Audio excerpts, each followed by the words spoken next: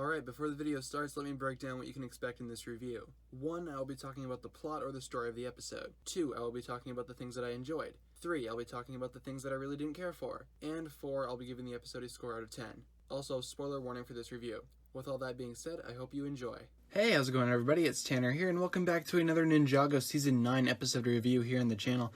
Today we're taking a look at episode 92. This one's called Saving Faith. So, without wasting any time and jumping right into the plot, here we go. So Harumi unmasks Mistake, and Mistake actually reveals her true Oni form to Garmadon and everybody else. A big fight breaks out, but Skylar manages to actually touch Garmadon and, receive his powers, and she escapes. Back in the first realm, Faith is captured, and the ninja try to save her, but it turns out to be a trap. They all get captured, and Iron Baron plans to use Wu to get to Firstborn to eventually get the dragon armor. Faith tries to motivate the dragon hunters to her side, and for all of them to turn on Iron Baron, but it really doesn't work. Suddenly, Wu's memories return, and we get the single most epic scene in the entire season. Master Wu, with his memories restored, gets one of those little rice hats and takes on the dragon hunters, by himself. Iron Baron then stops everything and makes Wu an offer, and Wu decides to make a deal. Basically, he'll get the armor for Iron Baron, and Iron Baron will actually send the ninja home.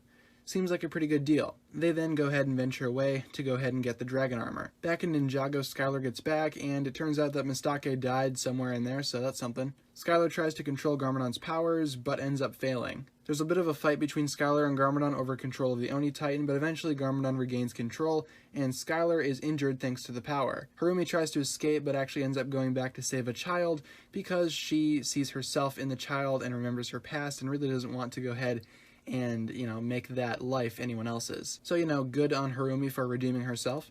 Eventually, though, she does get trapped in the building, and when the building collapses, she dies. At least as of this point, we know that she's dead. She might come back in the future.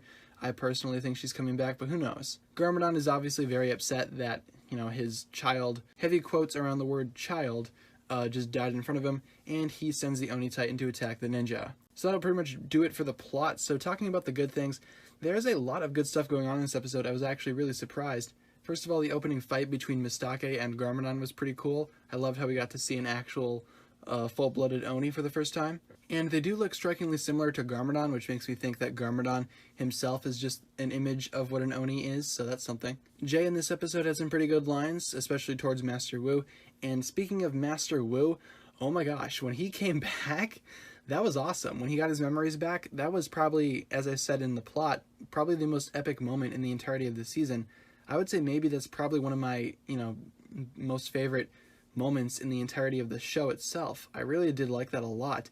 And I remember seeing that clip before I watched this episode and thinking, wow, if the entire season could be like that, then this season is going to be amazing. Unfortunately, the rest of the season really wasn't as awesome as that scene, at least so far.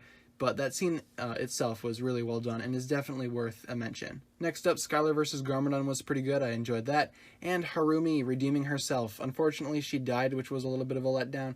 But Harumi definitely redeemed herself here.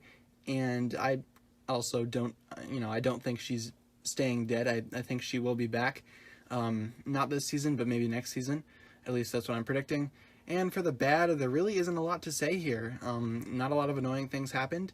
I'd say maybe the most annoying thing that happened was maybe Mistake dying out of nowhere and us actually not seeing her dying, which, you don't really need to see somebody die, but, it would be nice to actually get some sort of confirmation rather than just a throwaway line.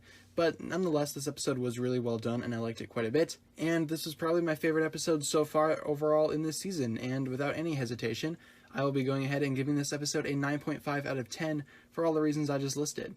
Again, really solid episode, and I'm really impressed, and I hope these next two episodes can be just as good, if not better, than this one. So thanks a lot for watching, guys. That'll just about do it for this review here.